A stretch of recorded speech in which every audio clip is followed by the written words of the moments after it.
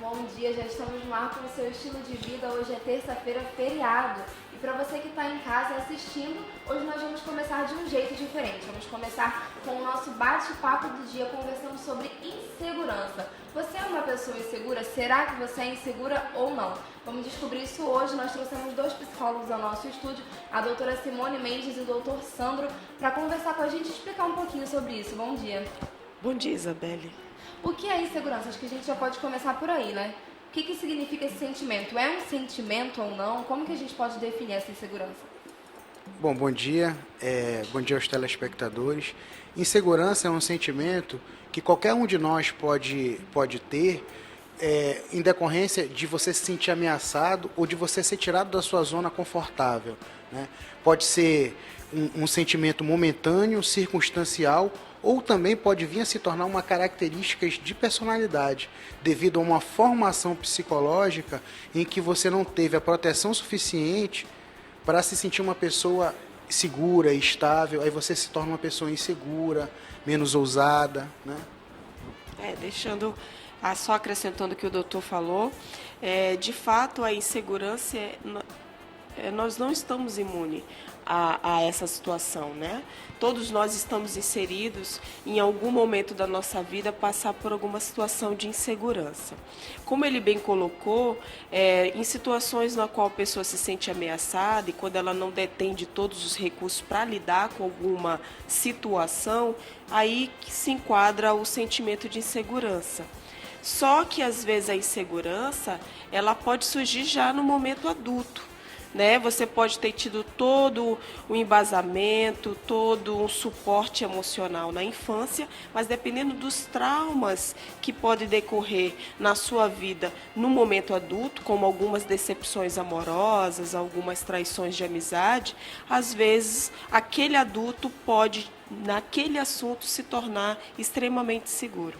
O dia a dia em que a gente convive hoje é propício para as pessoas se sentirem inseguras? A gente trabalha sempre muito rápido, as coisas hoje evoluem de uma forma muito rápido, o nosso dia a dia é sempre corrido, a gente não tem tempo para mais nada. Em relação ao trabalho também, a gente tem que estar sempre se reciclando, porque se você não se recicla, vem outra pessoa e toma o seu lugar, né? Então, é um ambiente já, um quadro que te deixa propício a sentir esse tipo de coisa?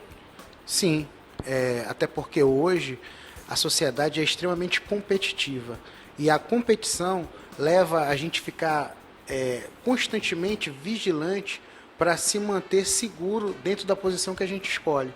Então, eu concordo com você, eu vejo que hoje, no momento que a gente vive, as pessoas elas têm mais propensão a se sentir inseguras. E voltando ao que a doutora falou, que eu achei interessante, realmente, qualquer circunstância da vida pode vir a fazer você se tornar uma pessoa segura, insegura.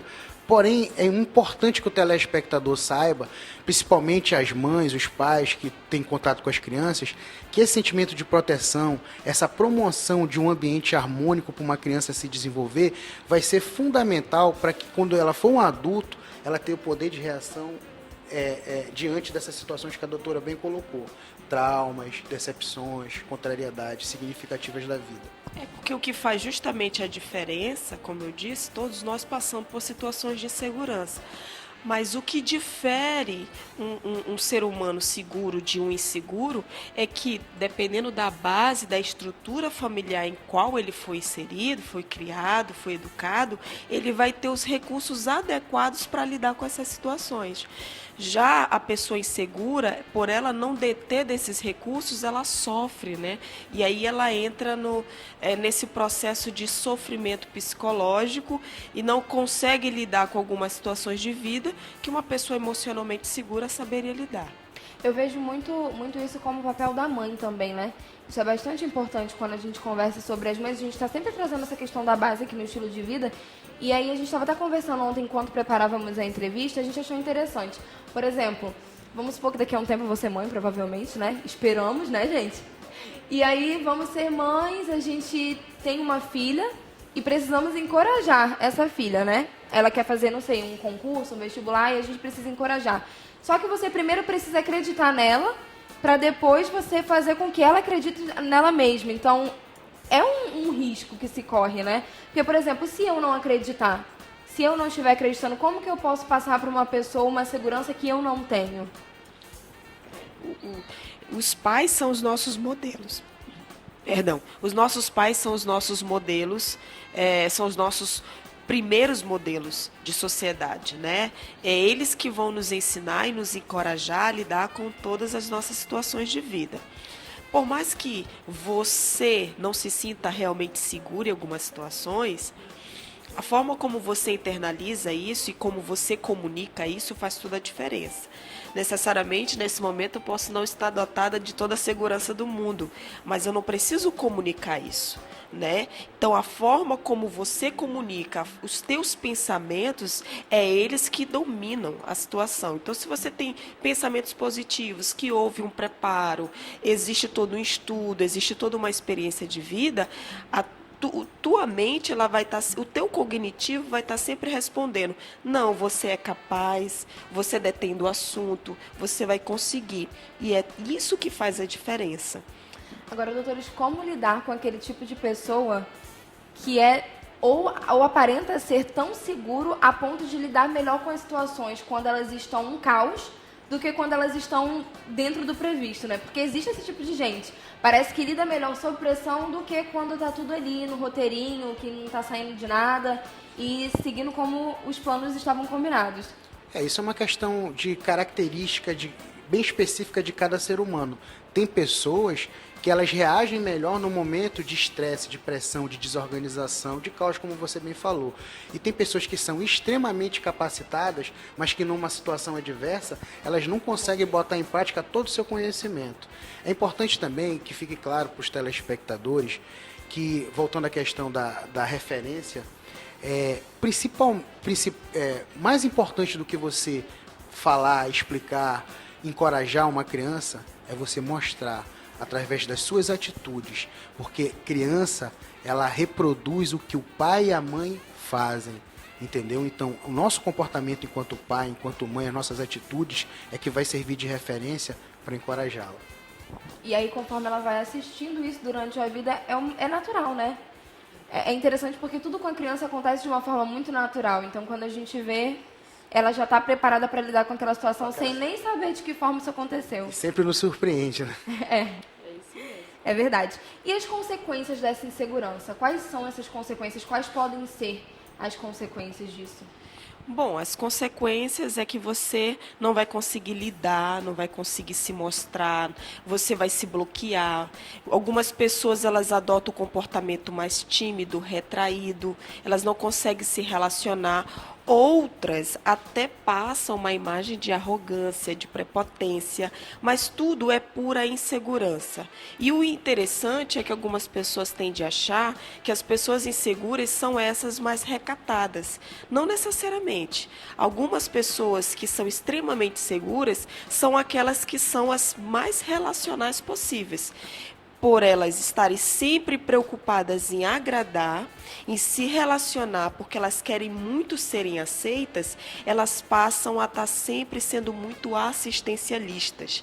E até que ponto esse assistencialismo não está sendo uma característica da sua falta de aceitação, da sua insegurança, né? Uma necessidade constante de estar sendo aceita, de estar agradando. Então, necessariamente, as pessoas muito extrovertidas, que estão sempre contando piadas, não são pessoas seguras. Claro que isso, cada caso é um caso, mas é só para que a gente possa abrir a mente que não são necessariamente aquelas pessoas tímidas que são inseguras.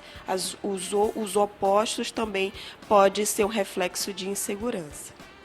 Tem um ditado popular que fala assim: quanto mais barulho faz a carroça, mais vazia ela é.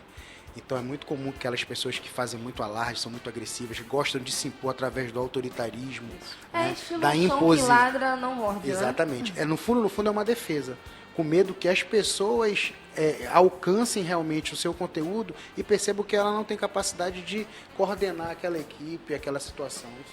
Isso mesmo, é uma máscara, né? No fundo, quando a gente tem um olhar mais analítico, percebe, olha além, a gente começa a se perguntar o que leva, o porquê, o que ela quer esconder. Esse comportamento, ele está bloqueando o quê? Né? Então, a partir daí, a gente começa a entender por que algumas condutas e o que leva algumas pessoas a tomarem algumas ações inadequadas.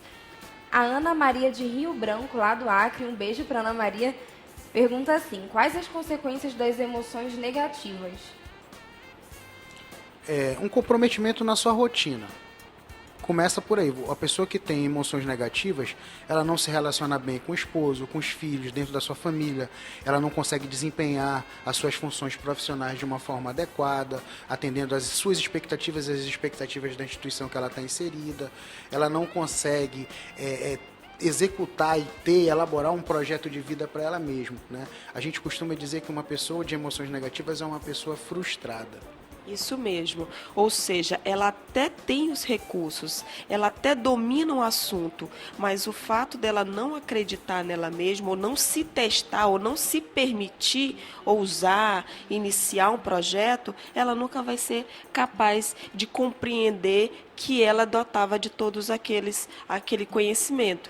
Então, elas se tornam pessoas inimidas, pessoas bloqueadas, sem iniciativas, apáticas, diante de um ambiente profissional, elas não ousam, né? Pessimistas, né, doutor? Pessimistas. E aí você vive uma vida, um marasmo, porque você tem medo.